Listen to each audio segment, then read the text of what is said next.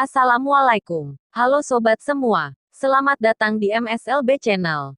Pada kesempatan kali ini saya akan berbagi informasi tentang kapan Dajjal benar-benar akan keluar.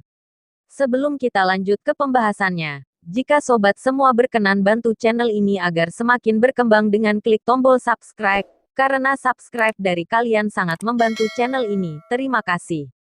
Oke sobat, kita lanjutkan. Dari riwayat yang terkenal, yang tampak menunjukkan bahwa Dajjal itu hidup seiring kita bicara sekarang. Bahwa dia dikurung di sebuah pulau terpencil. Di manakah hadis ini dan dari mana asalnya?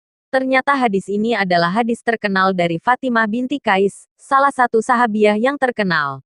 Dia meriwayatkan dan hadisnya Sahih Muslim, bahwa suatu hari kami duduk di rumah, ketika kami mendengar seorang penyeru yang berlari melalui kota menyerukan, As-sholatu jamiyah, as-sholatu jamiyah.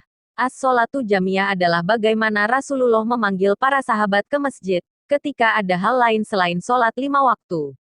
Rasulullah Shallallahu Alaihi Wasallam menaiki mimbar dan duduk. Dan beliau bersabda, apa kalian tahu kenapa aku memanggilmu? Mereka berkata, Allah dan Rasulnya yang lebih tahu. Beliau bersabda, aku tidak memanggilmu hari ini untuk memberi nasihat atau ceramah untuk membuat kalian takut pada Allah. Itu bukanlah alasan aku memanggil kalian hari ini. Melainkan aku datang untuk memberitahumu apa yang diberitahu Tamim Ad-Dari padaku. Tamim Ad-Dari adalah salah satu dari sedikit sahabat yang merupakan orang Kristen lalu masuk Islam. Mayoritas dari sahabat adalah penyembah berhala. Jadi, Tamim Ad-Dari mendatangiku dan masuk Islam dan dia memberitahuku sebuah kisah yang terjadi padanya jauh bertahun-tahun yang lalu. Tamim Ad-Dari ini berasal dari suku yang berasal di utara dan suku itu adalah penjelajah lautan.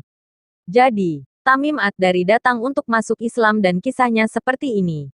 Tamim Ad-Dari berkisah dulu ketika dia masih lebih muda. Dia menaiki kapal yang jumlahnya 30 orang dari suku Judam dan Lakam.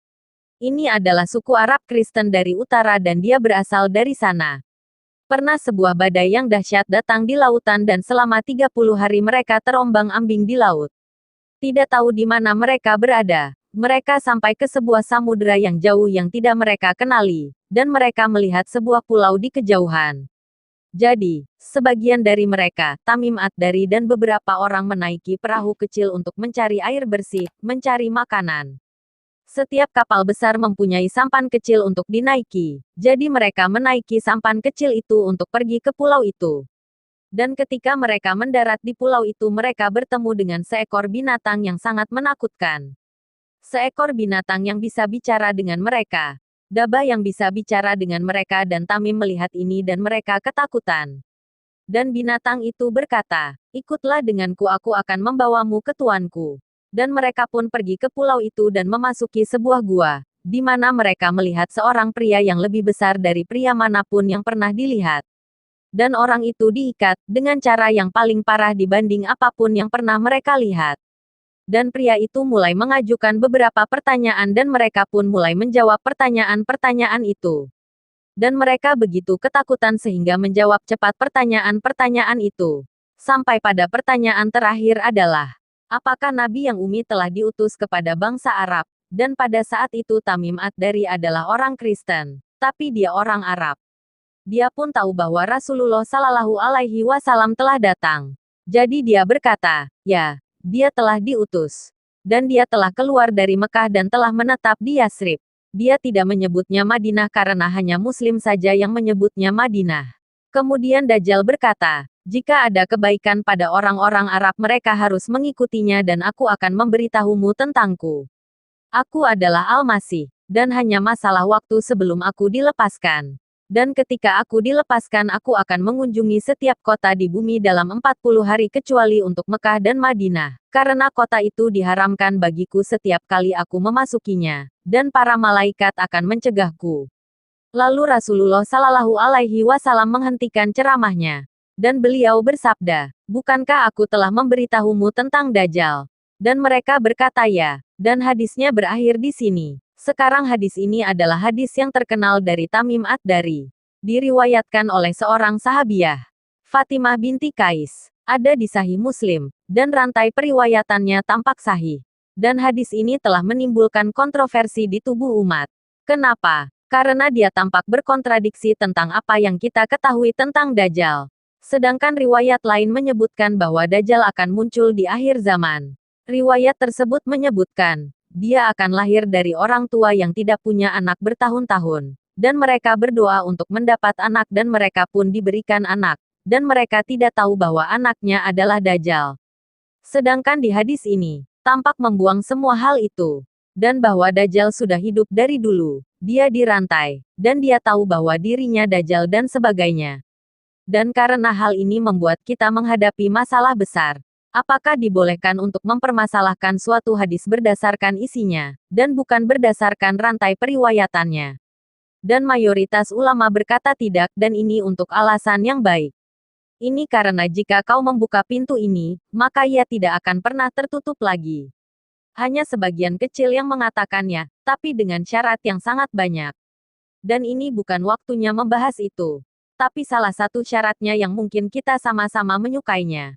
Salah satu syaratnya adalah, permasalahan itu tidak boleh berasal dari logika atau pikiranmu sendiri. Ia hanya boleh berasal jika ia bertentangan dengan hadis lainnya. Jadi berdasarkan masalah ini, kita memiliki sebagian ulama besar dari masa lalu dan masa sekarang, yang mempermasalahkan hadis yang satu ini. Dan di antara mereka adalah salah satu alim ulama yang paling terkenal 100 tahun lalu, dan beliau adalah Syekh Rashid Ridha. Beliau salah satu yang berkata bahwa hadis ini tidak masuk akal karena adanya hadis-hadis yang lain, bahkan meskipun hadis tersebut ada di Sahih Muslim. Kenapa? Karena hadis tersebut tampak bertentangan dengan hadis-hadis lainnya. Jadi pada kenyataannya, kita harus mengakui kita bersimpati dengan suara-suara ulama minoritas ini. Karena ini tidak masuk akal, bahwa Dajjal itu hidup dan sehat. Dan ini juga tidak masuk akal, bahwa jika peristiwa ini benar terjadi. Karena hanya Fatimah binti Qais saja yang meriwayatkannya. Dan Rasulullah Shallallahu Alaihi Wasallam telah memanggil seluruh kota. Ada sesuatu yang tampak janggal, dan hanya Allah yang maha mengetahui. Dan Masya Allah dan Syekh tersebut rendah hati dan berkata, tapi jika Rasulullah Shallallahu Alaihi Wasallam yang mengatakannya maka aku percaya padanya. Dan seperti itu pula yang ingin sama-sama kita katakan. Karena hadisnya tampak tidak masuk akal, tapi jika beliau yang mengatakannya, maka pasti kita akan beriman kepada Allah dan Rasul-Nya. Tapi penafsiran yang umum, Imam An-Nawawi, Ibnu Katsir, para ulama ini menganggap hadis ini sahih karena ada di Sahih Muslim. Lalu yang menjadi masalahnya, bagaimana kau mendamaikan hadis ini dengan hadis lainnya? Tentang kedatangan Dajjal, bahwa ia akan lahir di masa nanti. Bahwa orang tuanya tidak bisa punya anak dan sebagainya.